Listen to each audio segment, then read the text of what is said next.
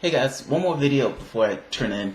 I saw this on Twitter. I haven't watched this yet. I'm imagining this is gonna piss me off. But it should be funny, nonetheless. So I'm gonna try to take it in a lighthearted way. And let's see what takes place. This is Hillary here, but the conversation is on Debra Wasserman Shultz. She made some kind of comment in regards to Democratic Party being a grassroots party. I haven't seen the interview, so let's see what we're gonna get. I am thrilled to be out of the woods. I'm not. There is no place I'd rather be than here with you other than the White House. Well, you know what that is. Former Secretary of State Hillary Clinton with her first major speech since losing the election. For months, Democrats have been looking in the mirror for answers, asking what needs to change, and now a big change. The new chairman of the Democrats have been talking about Russia the entire time. They haven't asked the question of what needs to change. That question never came up. From the time Hillary Clinton lost that election, they've been screaming at the top of their lungs that Trump is having some kind of incestuous relationship with Vladimir Putin and that he's some kind of Russian agent. At no point did they give smoking gun evidence. And the ridiculousness of the Democratic Party at this point is that they are ideologically aligned with Dick Cheney. That's amazing. You have situations with Democrats, that crook Donna Brazile, this other one, Alice Hastings, essentially asking this question of, hey, does a cyber attack that we can't prove happened or that we can't prove Russia did it constitute an act of war? You know, I mean, can we rev up against a nuclear powered nation for an attack that we can't prove ever took place? This is the ridiculousness that has happened to this party over the time that Hillary Clinton lost that election. The question was not asked, hey, why did we lose to a reality show host they used to fire has-been celebrities? That didn't come up. That didn't come up at all. The DNC telling all staffers to hand in their resignation letters. It's just the latest shakeup for the DNC. Last summer, during the election, WikiLeaks exposed committee emails showing staffers appearing to side with Secretary Clinton over Senator Bernie Sanders. That led to the chairwoman of the DNC stepping down. And with me is that former DNC chair, Congresswoman Debra Wasserman. Wait a minute. That wasn't a good description at all. That was actually somewhat duplicitous. The emails, that was immensely vague. This is why I don't watch mainstream media. It's absurd. It's absolutely ridiculous. They're not honest. They're not honest actors. An honest way to frame that would have been the DNC leaks show that the Democratic Party was cheating Sanders. In proving that the Democratic Party was cheating Sanders, particularly that crook Debra Wasserman Shultz, the one that's looking crazy right here, she was essentially fired from her position. The other crook that took over after Debra Wasserman Shultz was fired from CNN for being unethical. That's an honest way to phrase that. What she said doesn't really give us any context in what took place. She just says, I mean, it was so vague. It was almost like she was intentionally trying to obfuscate what took place and the severity of what took place. Don't. Be honest. Be honest. Democrat from Florida. And first, I'd like to get your reaction, Congresswoman, to Senator Bernie Sanders, what he said earlier today. Clearly, the Democratic Party needs a top-down overhaul. And that top-down overhaul means that instead of becoming dependent and being dependent on big money interests for campaign contributions, it has got to become a grassroots party. It has got to start speaking and acting and fighting for working people, for young people. Perez has got to capitalize that, and that's the kind of party I think the Democrats have to create. That's perfectly true. That's perfectly true. There's a reason that Sanders' popularity outstripes Democrats in spades. Democratic popularity at this point, I think, is like 30-something%. It's abysmal. I didn't even realize a party could be that ridiculous at this point. But they are. They've exceeded my expectations in regards to the ridiculousness of the party. Sanders, however, is still kicking strong. What he's saying is accurate. What he's saying is accurate. He's not that popular for no reason. He's popular because people recognize that A, he's being honest. B, for the most part, he comes across as earnest. And C, he actually has a track record of trying to do the things that is coming out of his mouth. Meaning he's trying to institute policies that actually function on behalf of the American public, not some arbitrary plutocratic donor.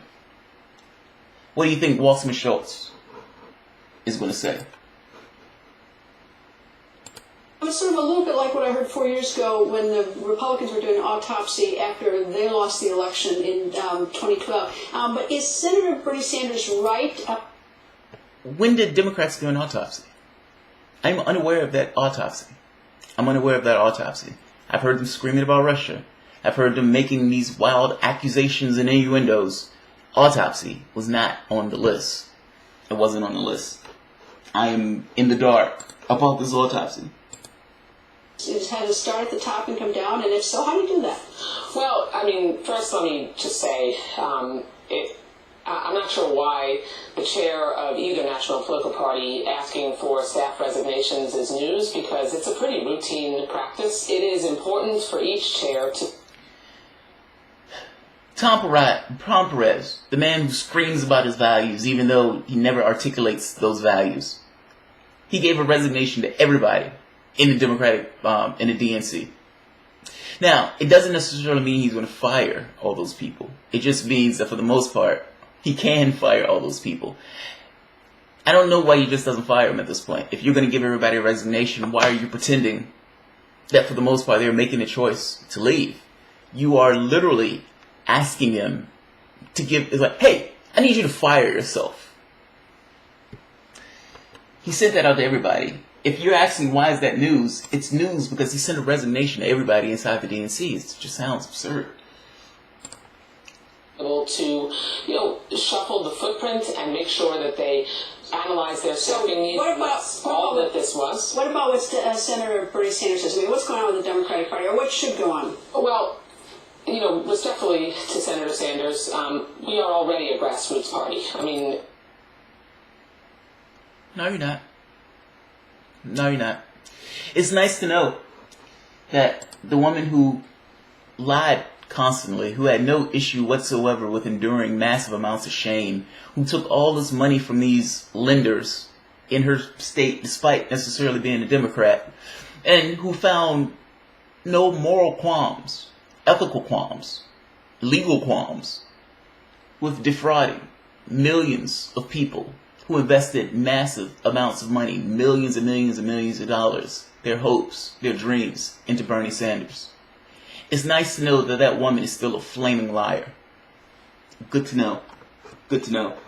I think they said something like 16% were small donations or something. The majority of the money that the Democratic Party gets is from their large donors, the plutocrats, the people who are essentially stuffing money in their pocket to parrot a particular goal.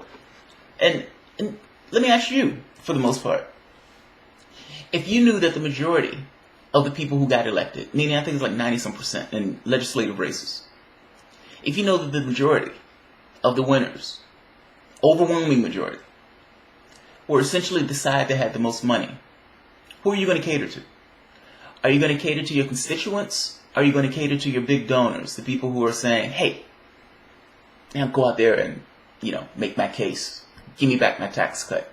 Give me back that particular financial regulation. Hey, help me keep those drug costs high. Help me. Give me a situation where we can put those people into your administration to give us favors later on. Hey, here's a bunch of money. Protect us from litigation after the crash. That way, because, we're giving you millions of dollars, we want something for that cash.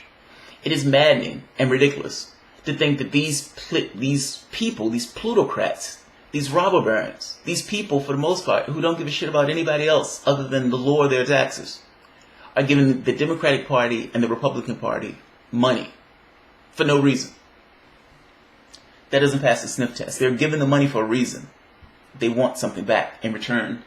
And look, if we're being honest, the Democratic Party does, just like the Republican Party, does give them back those returns at your expense. We would not have been able to help bring down the absolutely abhorrent healthcare repeal bill that would have knocked 24 million people over 10 years off of their healthcare, that would have increased costs astronomically for people who were between 50 and 64 years old, increased prescription drug prices. Could be wrong. And so, help how? Help how? You have no legislative power at all. The most you guys could do is just bitch and complain while the Republicans had to make a decision on what to do. Ultimately, the choice on whether or not they were going to kill that ridiculous healthcare law, that right-wing healthcare law put out by a Democratic president, was purely theirs. They were concerned that knocking off 20 million people off the rolls was going to cause an issue. Now, whether or not you guys not crossing the divide to vote for a Republican to kill your own bill, yes, I guess you should get a tepid applause for not doing that. But you need to explain to me what aspect you played in that looked like to be a function of the public. Again, I agree with you that you did resist and you did make a stink out of it. But let's be real. You had no power whatsoever to affect that bill. It boiled down to them being terrified that the public was going to take it out of their hide if they messed up their health care. It's actually more like semantics. We all agree that we should Not be, semantics. and we are, a grassroots party that focuses on making sure that we can help people reach the middle class. I think, though, the Republican Party, there are a lot of Republicans who vote.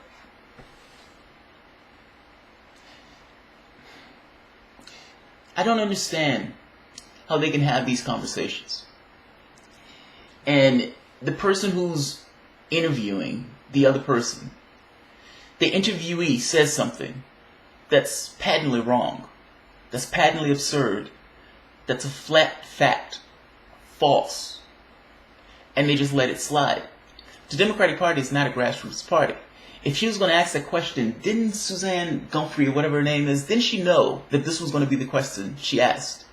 Did she not prepare a follow-up question in case this particular person lied in the way that this particular person lied? Because understand me, I would imagine it's like a prosecutor. The questions that you're asking, you already know, for the most part, the answer that the person is going to give.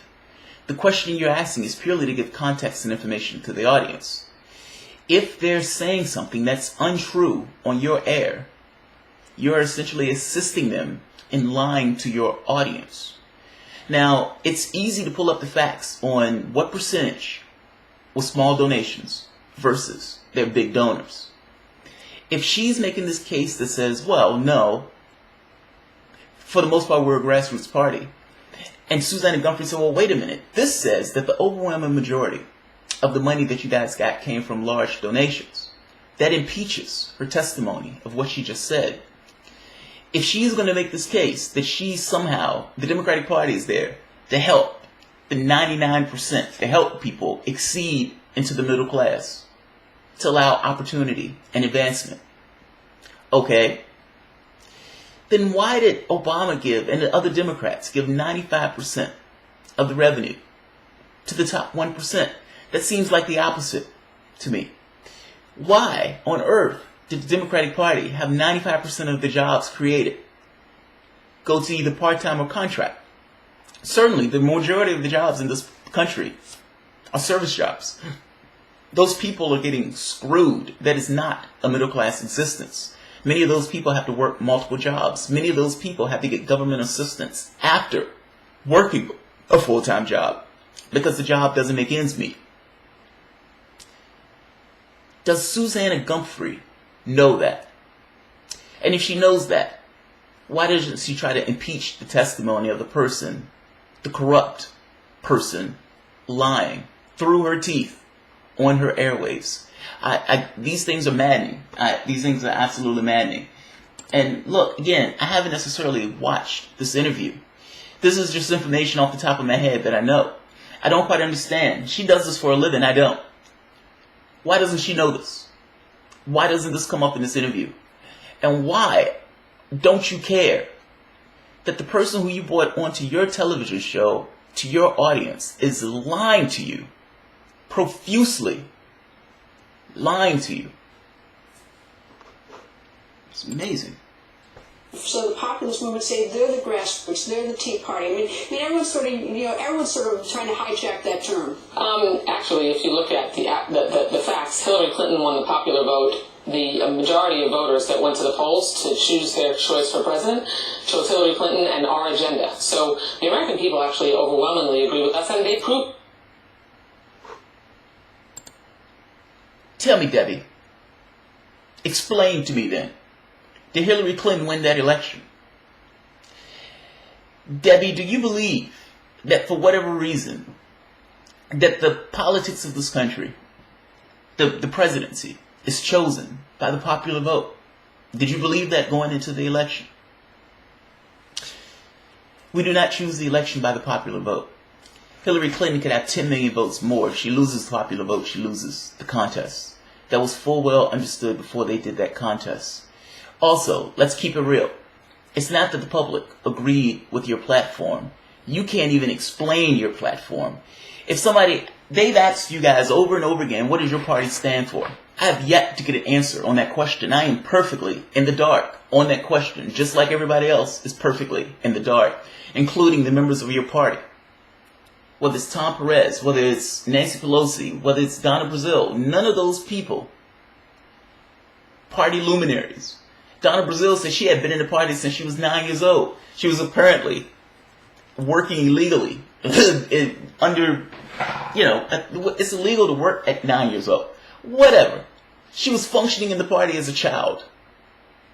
Even she doesn't understand what that party stands for in a way that she can answer what that party stands for. The public did not vote for you. The public voted against Trump. There is a massive disparity between those things. Many of the people were so disgusted by your candidate, so disgusted by the things that you and your party did in that primary, that they didn't even vote for the presidency in the ballot. Many of those ballots were completely empty for the presidential slot, but they filled out everything below. That doesn't sound like people being enamored by your candidate. If anything, your candidate ran on the platform that Donald Trump is a goddamn apocalypse. And if you don't vote for him, he's going to eat your babies. Now, you don't want Donald Trump eating your babies, do you? And if he does eat your babies, and you didn't vote for Hillary Clinton, you're going to have that on your conscience. Do you really want Donald Trump eating your babies on your conscience? This is the conversation that they've been having. The people who, she did not articulate a vision of America. The only thing she articulated was how horrible Donald Trump was. She deserved to lose that election. When the Republicans had to abandon their abhorrent health care repeal plan because it hurt millions of people and it wasn't even something they could stomach. Roddy Mook was on this show a little while back. You had a Democratic president that had House filibuster majority in the Senate. This Democratic president made the decision to pass a right-wing health care bill. In passing that right-wing health care bill, made a deal with the drug companies so the government could negotiate with drug costs, meaning that it artificially kept drugs higher in America. We already pay 4 times as much for health care as any other nation. You would think that if the president, the Democratic president, who was supposed to be doing something to help the American public, if he was functioning at the behest of the American public, that he would have tried to do something to lower the cost of those drugs, to lower healthcare costs. Now, I understand that Trump care was going to hurt a lot of people, and that's true. It was going to knock 20 million people off the list. Explain to me, Debbie, why did Trump get the opportunity to put through that healthcare anyway? Explain that to me. Why is Trump sitting in that office right now? Certainly, you bear some level of responsibility for the things that you did. Certainly, your party bears complete responsibility for the things that she did.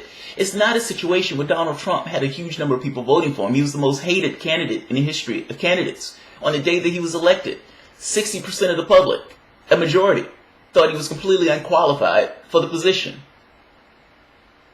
Your candidate lost to that guy. Your candidate lost to that guy. And if we're talking about hurting people, Obamacare was going up by 50% in some places. 50%. You don't think having to pay 50% for healthcare costs in a law that had just passed that was supposed to literally deal with the problems and the vagaries of American healthcare, you don't think 50% hurt people? You don't think the 20% increases in some of those places hurt people?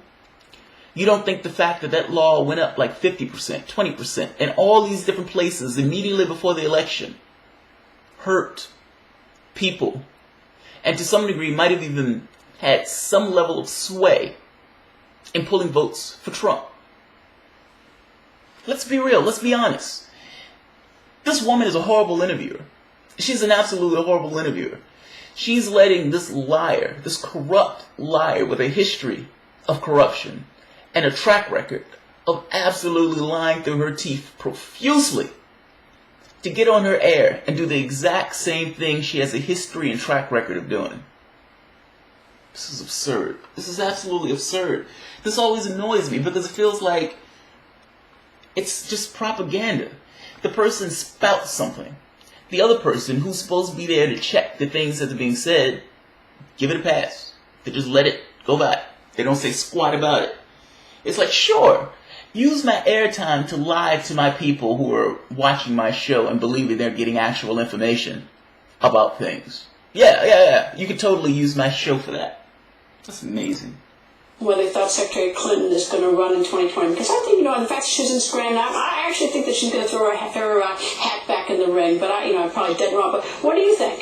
I think Hillary Clinton is doing exactly what she should be doing, using her very strong voice and her overwhelming popularity to help make sure that we can continue to advance the dialogue. But do you think she's got her eye on... Overwhelming popularity? What the fuck are you talking about? What are you talking about? She lost to reality show hosts. Are you kidding me? Overwhelming popularity. She was the most hated candidate in the history of candidates, with the exception of Donald Trump. Do you really believe that it's changed? In the last poll that came out, that had not changed. She was not more liked after the election. What are you talking about? How are you sitting there in that suit just saying, yeah, Hillary Clinton's the most popular woman in the world? There's evidence for these things. There's data. There's things that you can look up and say, well, wait a minute. This says that she was the most hated candidate in the history of candidates with the exception of Donald Trump. How does that square with you saying she's the most popular candidate? This is mind-blowing to me. These people are full of shit, man. Look, I'm sorry. I was trying to take this to be lighthearted. It's annoying me because ultimately I have to ask the question of why are they just profusely lying to their audience in this way? This is propaganda. This is propaganda. There is no there. There's no basis in reality.